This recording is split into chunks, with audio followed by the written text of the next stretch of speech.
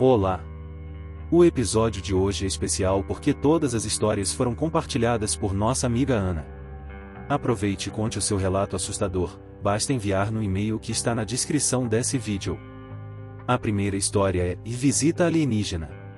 Sempre fui uma pessoa que nunca duvidou de nada, mas percebi que esse discurso servia apenas para coisas bizarras que aconteciam com os outros. Quando algo muito sobrenatural acontecia comigo, eu ficava desconfiada e cética da origem do fenômeno. Mas isso mudou no dia em que esse relato aconteceu. Eu sempre sonhei muito e desenvolvi a habilidade de diferenciar sonhos comuns daqueles que contêm alguma mensagem espiritual. Uma noite sonhei que eu estava em uma sala de um antigo apartamento onde eu e meus pais morávamos quando eu era pequena. A TV estava ligada e meu padrinho estava de frente para ela com as mãos estendidas. Quando me aproximei da janela vi uma nave extraterrestre imensa, com muitas luzes e muito próxima de nós, tão próxima que não conseguia ver toda a extensão dela. Quando olhei para o lado, meu padrinho estava concentrado, mudando os canais da TV apenas com a mente, tentando sintonizar no canal que faria contato com os alienígenas que estavam ali na nave. Apesar de bem apocalíptico, o sonho transmitia uma sensação de paz, calmaria e família. 2 dias depois desse sonho fui lavar minha janela que estava bem suja, pois minha casa é tipo uma chácara e tem bastante poeira. Comecei jogando água em todas as partes e quando ia começar a esfregar, percebi que minha janela estava cheia de símbolos perfeitamente desenhados na sujeira.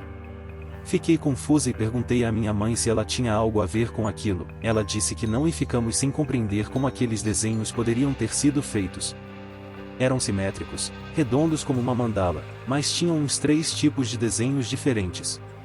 Continuei lavando a janela e apaguei todos aqueles desenhos. Um tempo depois, eu e minha mãe estávamos indo ao supermercado e assim que chegamos na garagem, reparamos que no carro da minha mãe haviam vários desenhos feitos na poeira que estava na lataria, com um padrão muito parecido aos que apareceram na minha janela. Estavam no capô, nas portas, no teto e nos vidros. Nunca entendemos como isso poderia ser feito, como um desenho na poeira e na sujeira poderia ser feito com tanta precisão. Tiramos algumas fotos para registrar.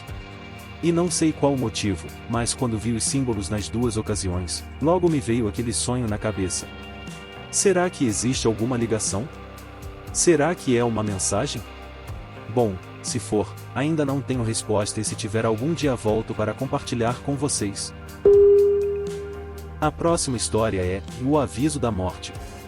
Em uma noite comum, eu estava na sala da minha casa assistindo TV com a minha mãe. De repente, comecei a ouvir o barulho de um carro na rua, mas não era um barulho normal.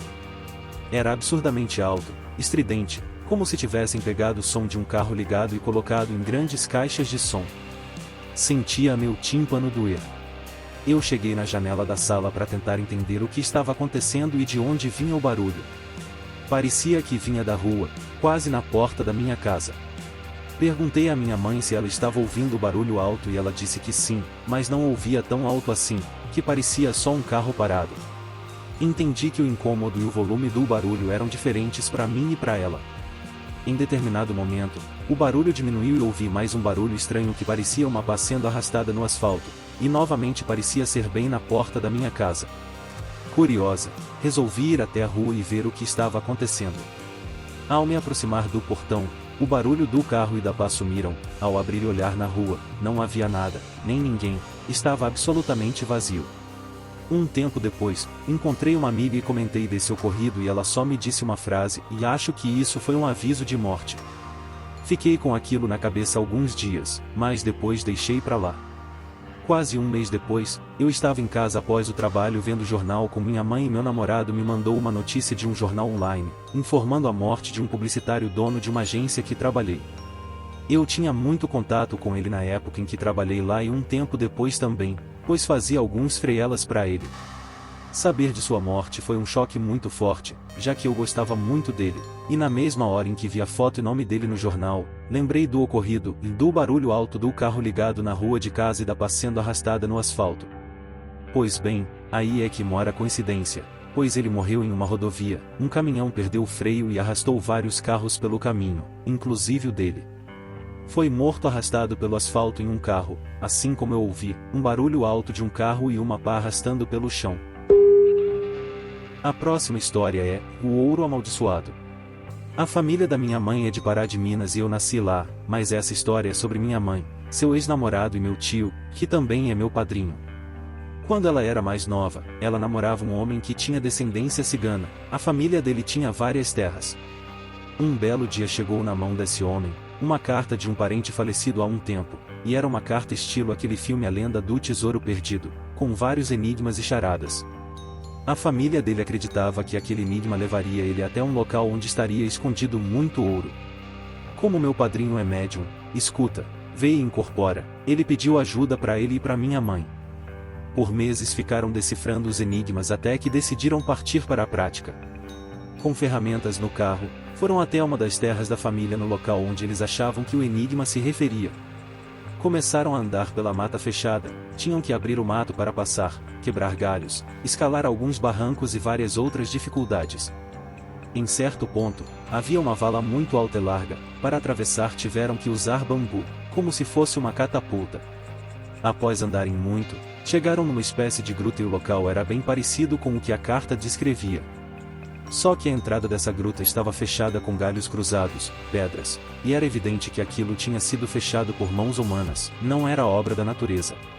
Eles começaram a arrancar os galhos, a cavar o barro seco, a arrancar as pedras. Quando eles estavam quase acabando de liberar a entrada, eles começaram a ver 3 caldeirões gigantescos com várias pedras de ouro dentro. Quando eles conseguiram ver isso, aí que eles arrumaram um desespero maior ainda para chegar lá dentro. Porém, minha mãe parou do nada e começou a prestar atenção em algo. Ela começou a ouvir muitas pessoas juntas conversando, igual quando entramos em uma praça de alimentação no shopping. Era uma gritaria, barulho de cavalo correndo e relinchando, uma falação e parecia que as vozes estavam longe, mas estavam correndo e se aproximando. Parecia que eles estavam com muita raiva. Ela estava sem entender nada, até porque ela não estava vendo ninguém correndo no meio da mata fechada, então ela chamou pelo meu padrinho. Renato, você está ouvindo isso? Aí ele parou e prestou atenção. Olhou em volta, arregalou os olhos e gritou, corre, corre porque eles estão vindo e querem bater na gente. Minha mãe, por estar ouvindo aquele tanto de gente chegando perto, acreditou de prontidão e começou a chamar o namorado dela para ir embora. Mas ele, de olho no ouro, se recusou. Até que ela disse, problema seu, tô indo. Ela e meu padrinho saíram correndo enquanto aquele barulho só aumentava e chegava cada vez mais perto. Quando olharam para trás, o namorado da minha mãe tinha largado tudo e estava correndo também. A vala, que antes tiveram que pular com bambu, eles pularam no impulso mesmo. Correram como se não houvesse amanhã. Quando estavam em casa, meu padrinho explicou que provavelmente aqueles espíritos é que esconderam o ouro e estavam ali tomando conta dele. Seja o dono do ouro mesmo ou seus escravos. Minha mãe e meu padrinho prometeram nunca mais voltar no lugar, principalmente porque no dia seguinte, quando eles acordaram, eles estavam todos com hematomas inexplicáveis. Eles não conseguiram nem levantar da cama, como se tivessem apanhado a noite inteira. Não sei se o ex da minha mãe conseguiu pegar esse ouro, mas fico me perguntando, o que aconteceria com quem conseguisse concretizar aquele plano que deu errado? O que aconteceria com quem pegasse de fato esse ouro?